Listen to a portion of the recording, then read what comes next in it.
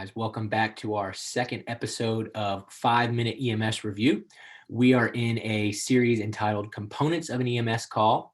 In our last video, we looked at the scene size up process, and today we're going to be moving into the ABCDs of the primary assessment. If you recall, in our scene size up, we wrapped up by beginning to form a general impression of our patient. Now, as we approach and make initial contact with our patient in the primary assessment, we're going to complete that general impression. A few questions that I like to think to help me with that process. First, is the patient obviously dead or not dead? Is the patient obviously unresponsive or responsive? And then something that's helpful to me is to think, is this a big sick or a little sick patient?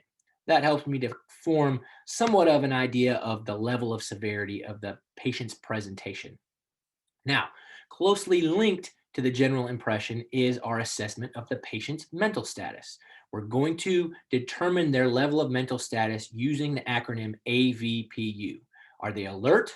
Are they responsive to verbal? Are they responsive to painful stimuli? Or are they unresponsive?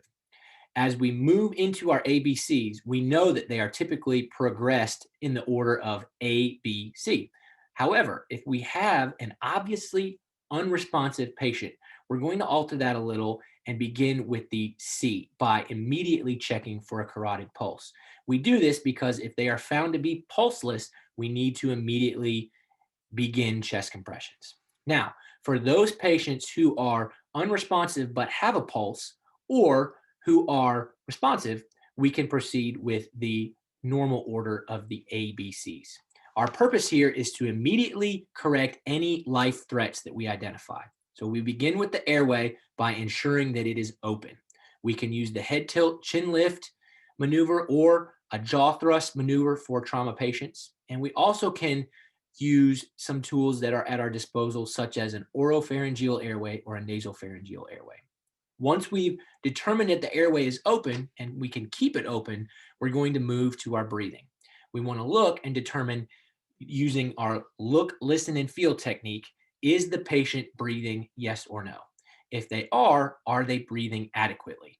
If not, we may need to administer supplemental oxygen, or we may need to mechanically assist their breathing with a bag valve mask device. Once we've addressed the breathing, we can move to circulation. What we're looking for here is perfusion status using such things as the skin condition, temperature, and color, and the presence of distal pulses. I like to check a radial pulse on all my responsive patients to help me get an idea for the rate of the pulse, but also the adequacy of the blood pressure. If they have a peripheral pulse, you can assume a somewhat reasonable blood pressure at a minimum. Now, the other component of the C circulation step is to control any major hemorrhaging. Now, it's important to note that there may be occasions where a patient may be hemorrhaging so severely that you have to start your ABC process with the C step. Or hopefully, if you have a team with you, you can address multiple components of the ABCs at the same time.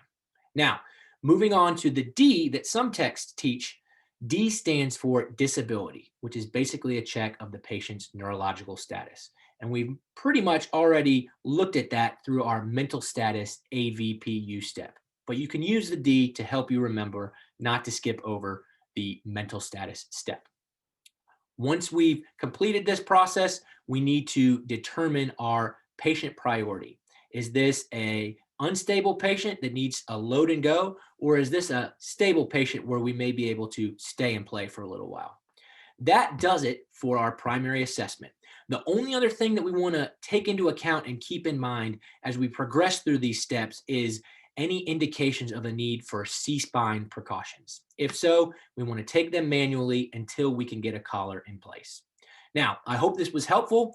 If you are enjoying this channel, we would really appreciate it if you would pass it on to any other EMS students or providers that are looking to improve their skills.